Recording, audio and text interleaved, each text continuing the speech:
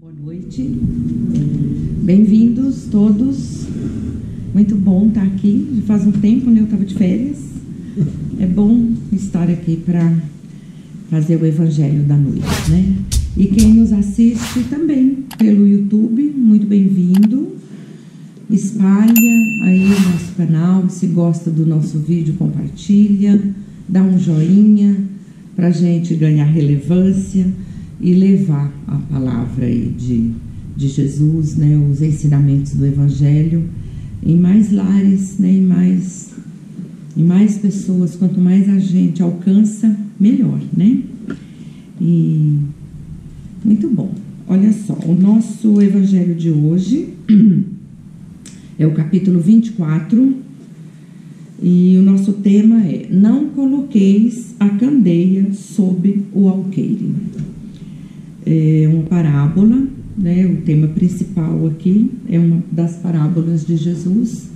Eu vou contar um pouquinho mais para frente sobre ela, né? Que este é o capítulo onde Jesus explica por que ele falava em parábolas. Então, se a gente esquecer, a gente vem aqui no 24 e lê no comecinho, que ó, a gente lembra na hora, né?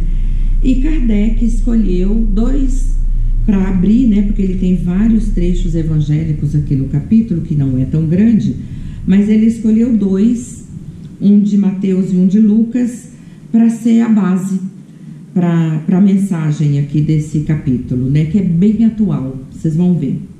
O primeiro item aqui, onde esses trechos estão contidos e sustentam, é candeia sob o alqueire. E por que Jesus fala por parábolas?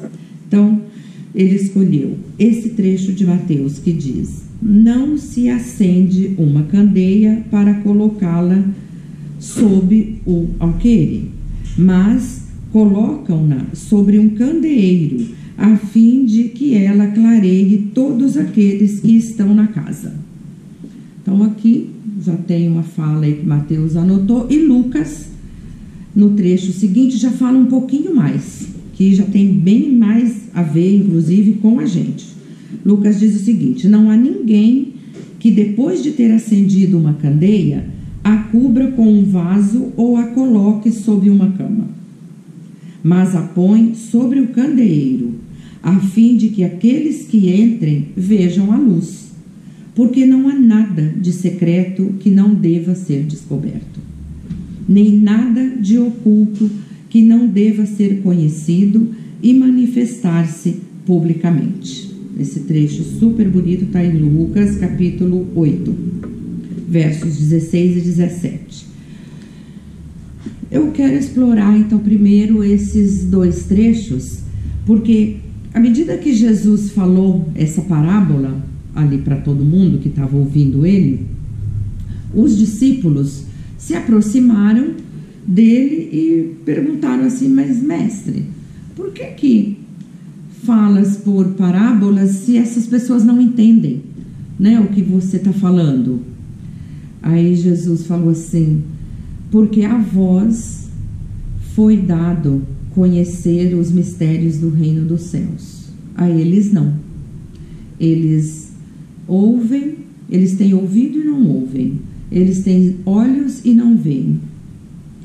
Por isso falo por parábolas, porque a vós já conheces o reino dos céus. Então, quando Jesus fala isso, ele está querendo dizer que aqueles 12 que seguiam ele, eles já estavam num estado de alma que entrava mais facilmente em sintonia com as coisas de Deus, né, com as leis divinas. Ou seja, eles já estavam um pouco mais preparados. Jesus não estava dizendo que eles eram melhores do que os outros, claro que não, porque ele não falaria isso, nem pensaria, né? Ele não está dizendo que uns são melhores que os outros, mas que aqueles 12 que ele escolheu já estavam mais preparados. Por isso foi dado a eles conhecer o reino dos céus. Por quê? Conhecer o reino dos céus não é um lugar fixo, circunscrito, né, cheio de casinhas, né, com florzinha na janela. douradinhas que a gente pode pagar e reservar, né? Uma, para quando a gente morrer, a gente ficar lá. O reino dos céus não é isso. O reino dos céus é um estado de consciência que a gente vai conquistando com o nosso aprimoramento, aperfeiçoamento moral, né? Espiritual. Então, à medida que nós, com a bênção das reencarnações, nós vamos nos burilando como espíritos, nós vamos aperfeiçoando e melhorando essa consciência moral. E estes 12 apóstolos já estavam numa condição um pouco mais adiantada do que os demais. Por isso que ele falava, mais ou menos era como assim: não adianta jogar pérolas, porque os porcos nem comiam. Não é? Seria gastar um tempo que era bastante precioso, porque ele tinha aqueles 12, porque ele sabia que ele ia ascender. Ele tinha aqueles 12 para sair pregando o evangelho. Tanto é que depois ele despachou os 12 para pregar e falou para eles: não vá pregar para os gentios e nem entre nas cidades dos samaritanos. Vá e pregue para as ovelhas desgarradas de Israel. Ou seja, quem eram as ovelhas desgarradas de Israel? Eram os judeus, ou parte pelo menos deles, que também já tinham essa condição um pouco mais adiantada. Já tinham mais condições de compreender, né, a linguagem e compreender os ensinamentos que ele trazia. Por isso que ele falou: não vá pregar para os gentios, para os samaritanos. Eles tinham outras crenças, outros cultos, não estavam ainda preparados. Eles tinham ouvido e não ouviam, tinham olhos e não enxergavam. Tanto que bem depois ele orientou Paulo, quando apareceu como um facho de luz, né, no caminho de Damasco. E ontem aqui no curso a gente falou bastante disso, né, Marta e Vladimir? Ele orientou Paulo: vá e pregue para os gentios. Porque neste tempo, então, alguns anos, né, depois do que ele desencarnou, já tinha muito mais gente que já estava mais preparada, que já tinha ouvido mais, já tinha mais pregadores que já estavam pela Ásia, pela Europa, pregando o seu evangelho. Então, cada um com a medida da sua força, da compreensão, cada um no seu tempo. Então, quando eu falei que este capítulo tem bastante a ver com a gente, não é só no sentido de que cada um está no seu estágio, né, que é individual a caminhada, mas é também no sentido aqui do tema principal, que é a candeia, o alqueire e o candeeiro. Então, vamos voltar, né? Provavelmente vocês já tenham ouvido, né, uma explicação do que é isso. Primeiro, que Jesus, ele escolhia elementos do cotidiano daquelas pessoas para ele falar as parábolas, né, porque pelo menos isso já gerava uma conexão, uma preparação. Então ele sempre usava os elementos que eram comuns para eles. A candeia, o candeeiro, o alqueire, eram coisas que eram do dia a dia daquelas pessoas. O que era a candeia? Era tipo uma lamparina feita de barro, que era com que eles iluminavam. Lá no século I, né, na Palestina, as casas eram escuras, como toda noite as casas ficam escuras. Eles usavam essas lamparinas que eram iluminadas com azeite, presumo que um pavio que ficava embebido no azeite, acendia a lamparina e iluminava a casa. E eu vos digo que a casa onde eu nasci e vivi era iluminada com candeia, lá no interior da Bahia. Então eu bem sei o que os palestinos usavam, né? E aquilo para nós era luz, aquilo clareava, aquilo espantava a escuridão. Quando já adulta, que eu conheci luz elétrica e voltei lá, eu vi que apenas espantava a escuridão, mas não era claro, né? Claro, como aqui, mas cumpria o papel da luz, de tirar sombras, né? Então a candeia era isso. O candeeiro, que ele dizia: não coloque a candeia embaixo do alqueire, mas sobre o candeeiro, como Lucas disse, sobre o candeeiro. O candeeiro, como o nome já diz, onde você colocava a candeia em cima, você não ia botar ela no chão, acender e botar no chão. Ela tinha que ficar num lugar, como disse aqui, anotou Lucas, onde quem entrasse na casa ia ver a luz, né? Então, se fosse no cotidiano nosso hoje, que ele fosse falar, provavelmente ele falaria do castiçal e da vela. Que a vela é onde a gente coloca, o castiçal é onde a gente põe a vela. Então, a vela seria a candeia, o castiçal seria o candeeiro, né? A gente usa o candelabro judeu, aquele super bonito, que chama menorá, né? Que tem os 7 braços e as 7 velas, né? O candelabro, onde põe a candeia, né? E o alqueire era uma espécie de cesto que eles usavam para medir a quantidade de grãos. De novo, um elemento do cotidiano deles, que trabalhavam no campo, né? Eram os pastores e tal. Então, o que ele quis dizer, agora a gente sabe o que é candeia, o que é candeeiro e o que é o alqueire. Mas o que Jesus quis dizer quando ele falou não ponha a candeia embaixo do alqueire?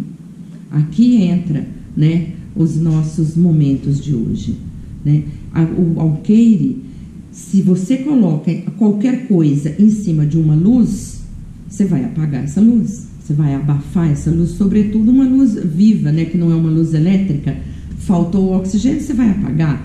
Então, não abafe, não apague a luz, não coloque nada que cubra essa luz, porque esta luz, ela é o que faz multiplicar os conhecimentos. Então, quando eu trago aqui para os nossos dias, eu estou falando que essa candeia é como o conhecimento espiritual que nós temos, porque nós já temos, a gente estuda, a gente vem aqui no AMA, a gente faz, né, a gente lê, faz curso, então nós temos um conhecimento. Agora, o que a gente faz com ele? Como que a gente vive esse conhecimento que a gente tem? A gente abafa ele com o alqueire? A gente coloca alguma coisa e apaga esse conhecimento?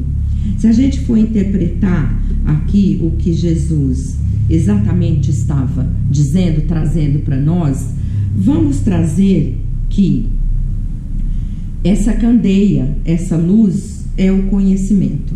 E ele, para fazer sentido, precisa se multiplicar. Assim como a luz de uma vela, né? Acaba a luz na nossa casa, a gente acende uma vela e com esta vela a gente vai acendendo as outras, não é assim? Então aquilo que era uma luz já se transformou em 4, 5.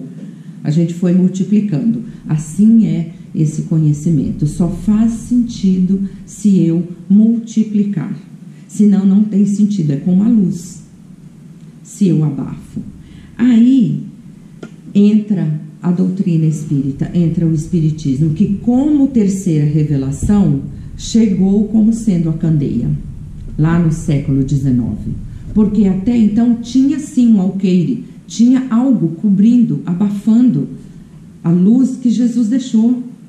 Foram séculos de obscurantismo, de dogmas que abafaram os ensinamentos, os conhecimentos das leis divinas, né? Causado por interesses pessoais, por interesses, né, de congregações, e nós fomos privados disso. Daí vem a doutrina, vem o espiritismo como essa candeia ali no candeeiro, uma luz que está aí para todo mundo enxergar.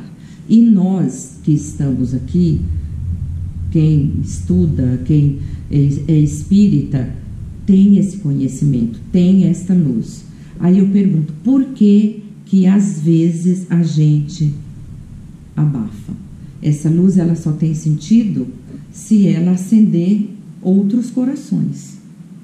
Porque se ela ficar guardada comigo, o que adiantou eu ter? Eu estou vivendo uma vida totalmente individualizada. Ah, mas Selma, você está falando que a gente tem que sair doutrinando e pregando? Não estou falando disso. Não é disto que o capítulo 24 trata. Não é, muito pelo contrário. Nós temos que sempre respeitar a medida da força de cada um. Agora, quando nós vivemos essa luz abafada com o alqueire em cima, significa que eu estou vivendo um espiritismo pessoal, meio que doméstico, que não ultrapassa as fronteiras da minha vida. Eu estou vivendo ele ali, acreditando que se eu faço uma leitura semanal em casa, vou a um centro e tomo um passe, é suficiente. Porque fazer o evangelho no lar e no dia seguinte brigar com todo mundo na fila do mercado, brigar no trânsito, brigar no emprego, brigar no trabalho, eu estou vivendo um espiritismo doméstico ali, nas minhas fronteiras. Então, tirar o alqueire de cima dessa luz, desse conhecimento, é eu deixei ele transbordar. Como que transborda isso? Nas práticas do bem. É aí, assim que eu transbordo esse conhecimento. Então não é pregando, não é doutrinando, porque nem todos nós somos, né, capacitados para isso, e nem todo mundo está afim também, né, de ouvir, e nós temos que respeitar. Agora, quando eu pratico o bem, eu estou deixando isso transbordar. Quando eu sufoco em mim o egoísmo, a vaidade, quando eu coloco o alqueire sobre estes sentimentos, eu estou deixando a minha candeia em cima do candeeiro e totalmente descoberta ali, para todo mundo enxergar. Já? Depois você edita, né? Você corta para publicar. Então, assim, Emmanuel fala que uma lâmpada é como... É assim, uma lâmpada acesa, ela não pergunta quem que merece a luz, ela simplesmente ilumina. Assim devemos ser nós, né? Porque ter fé e não ter coragem para pôr em prática, para agir, o que adianta? Fé sem coragem e sem ação não é nada, é que nem uma lâmpada apagada. Uma lâmpada apagada é uma lâmpada. Ela tem cara de lâmpada, nariz de lâmpada, forma de lâmpada, estrutura de lâmpada, mas apagada. Quando eu coloco esse alqueire, o que é esse alqueire? É o orgulho, é a vaidade, né? É o desprezo, é a falta de respeito para o outro. Quando eu tiro esse alqueire, e eu estou vivendo o evangelho de verdade, eu estou compartilhando e eu estou multiplicando e acendendo outros corações. Assim é a candeia. Porque Jesus não espera. Ele não nos convida para ser grandes mártires, para ser perfeitos, né? No ser de perfeitos, a orientação é assim: busques a perfeição. Mas eu sei muito bem que vocês não são. Então ele não espera que a gente seja um farol gigante que ilumina toda a costa ali, né, do Brasil, que ilumine todo o caminho da humanidade. Ele não espera isso de nós. Com certeza ele espera que a gente seja uma candeia pequena, que não se apaga, porque vai bater o desânimo, vai ter hora que vai bater a dúvida, que alguém vai dizer: você falha demais, eu vou acreditar, você não faz nada certo. E quando isso acontecer, tem uma verdade ali profunda que eu vou lembrar. Uma velinha deste tamanhozinho espanta a escuridão, igual a candeia lá de Paraçu. Quando eu fui lá, que eu vi, eu falei: esta lâmpada espanta a escuridão. Uma luzinha entra no quarto, fecha tudo, apaga a luz e acende um fósforo. Cadê a escuridão? Foi embora. Então é esta chama que tem que ficar acesa. Eu vou contar em 5 minutos finais uma historinha que vai ilustrar bem isso aqui, que é a história de uma senhorinha que chamava Dona Maria das Graças. Ela vivia numa cidadezinha pequenininha, bem no interior de Minas Gerais. Ela era muito simples. Ela era chamada lá de Maria da Rua de Baixo, Dona Maria da Rua de Baixo. Ela era super simples, uma mulher que tinha pouca instrução, pobre, vivia sozinha, mas ela tinha um hábito, desde muito jovem, de ir ao centro espírita da cidade dela. Não faltava, nunca. Estava sempre lá. Não era médium, não era expositora, não era palestrante, mas ela estava sempre lá. Quando alguém perguntava assim: o que a senhora faz? Ela dizia: eu sei fazer café e sei ouvir. Era o que ela dizia. E sabe o que ela fazia? Todos os dias na casa dela, depois que terminavam os afazeres, ela fazia uma garrafa de café, pegava 2 cadeiras, botava na calçada em frente à casinha, sentava em uma cadeira, num tamborete, ela botava a garrafa e deixava a outra cadeira vazia e ficava. Sempre vinha alguém sofrendo. Alguém que perdeu o emprego, uma mãe que estava com o filho no vício, alguém que descobriu uma doença. E quando alguém perguntava para ela, ela escutava, sem ter estudado filosofia, psicologia, neurociências, nada. Ela escutava e ela dizia assim: o sofrimento é um bicho danado, porque ele tenta matar a gente de dentro para fora. Mas tem uma coisa que o sofrimento não suporta: a oração. E se tiver um cafezinho junto, melhor ainda. Senta, vamos orar. Quem sabe a gente não consegue achar uma solução. Quando alguém dizia: por que a senhora faz isso?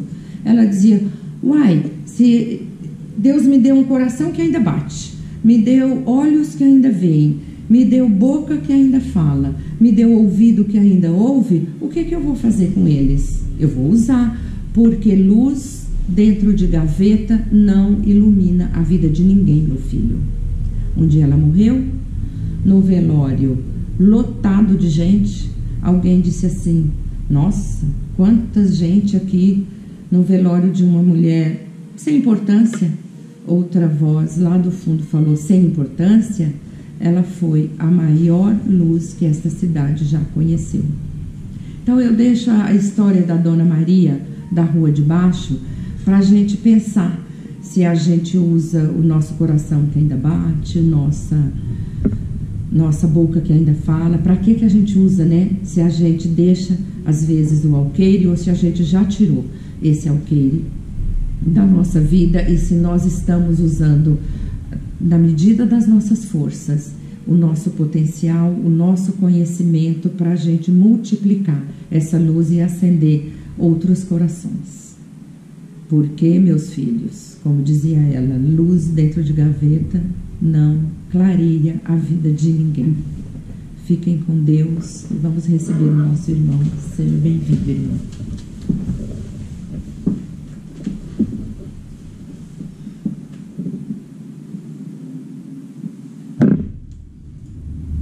O cristão, na atualidade, não teme mais pelas perseguições,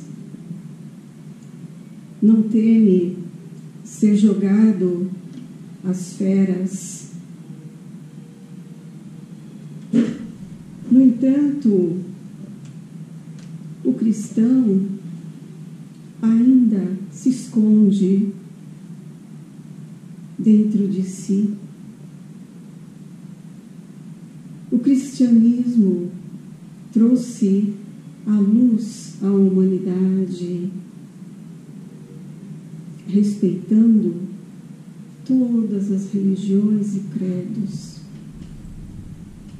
que têm o amor soberano a Deus.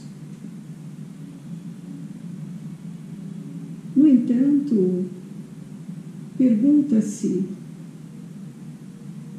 por que então o cristão tem tantas dúvidas sobre sua existência? Porque ainda o cristão se acha dono ou mesmo capaz de ajuntar bens e que não distribui a quem precisa. Porque então o cristão ainda tem um mau relacionamento com o outro cristão? Seria a falta de confiança? Seria então a dúvida de que realmente o cristianismo é a boa nova que traz o reino de Deus pertinho de todos? Aonde está a sua luz? Aonde está a sua luz? E as explicações da doutrina dos espíritos, porque tanta insegurança ainda, tanta falta de solidariedade, pois Jesus encontra-se com cada um, auxiliando a cada um a vencer a si mesmo, a vencer as suas angústias, dificuldades. Jesus nos ensina o amor, mas também, como foi dito por nossa irmã, espera a ação de cada um, a ação na fé, a ação no trabalho, a ação na caridade, ao cuidar-se e ter a plena consciência de que todos voltarão para a espiritualidade maior, tendo também a plena consciência de que todos serão cobrados por suas atitudes. Irmãos, alegrem-se. O Cristo trouxe o amor, a alegria, a felicidade. Trouxe esta luz que certamente não se coloca debaixo da cama, debaixo dos seus pés. Essa luz tem que brilhar acima de suas cabeças, com a confiança e a fé. Encher seus corações de bondade e segurança de que estão aqui, mas não são deste planeta. Muitos são os missionários que tiveram as suas vidas, que deram as suas vidas ao Mestre. A cada um com sua missão, obviamente, mas a luz tem que brilhar em seu espírito, com bondade e com amor, e não ficar apagada, esquecida, lamentando todos os dias por um dia melhor, sendo que a luz está ali. Então, que brilhe a luz de cada um em suas reflexões, em seu trabalho, que cada um exerça o cristianismo dentro de si e possa dizer com orgulho: eu sou cristão. Jesus é o nosso mestre e guia. Ele nos dá a plena consciência. Queridos irmãos, quando chegar o momento derradeiro de carregar a sua cruz, siga a Jesus, sem pensar. Entregue-se a este amor verdadeiro. Que Jesus esteja com cada um, auxiliando em sua evolução. Obrigada.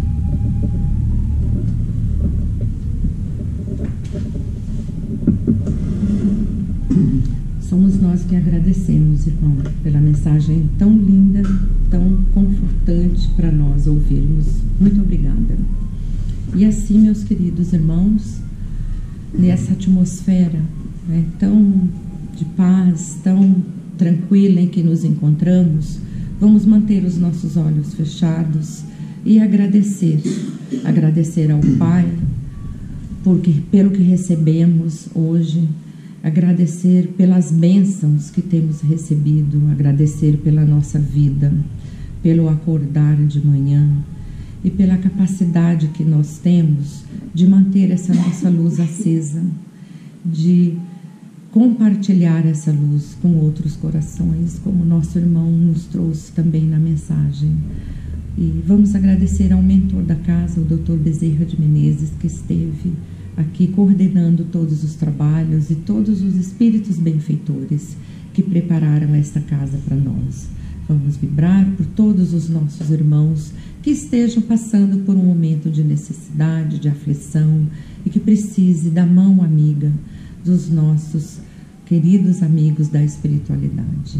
Agradecemos a Jesus, nosso Mestre, a Maria, nossa Mãe, que nos proporciona esse espaço de alegria, esse espaço de compartilhamento. Agora, assim como estamos, vamos nos preparar para receber o passe espiritual, esse fluido, essa energia benfeitora que vem do alto em nosso coronário, inunda o nosso corpo, trazendo para nós o que estamos neste momento precisando. Assim, ficamos em silêncio, aproveitando o que estamos agora recebendo.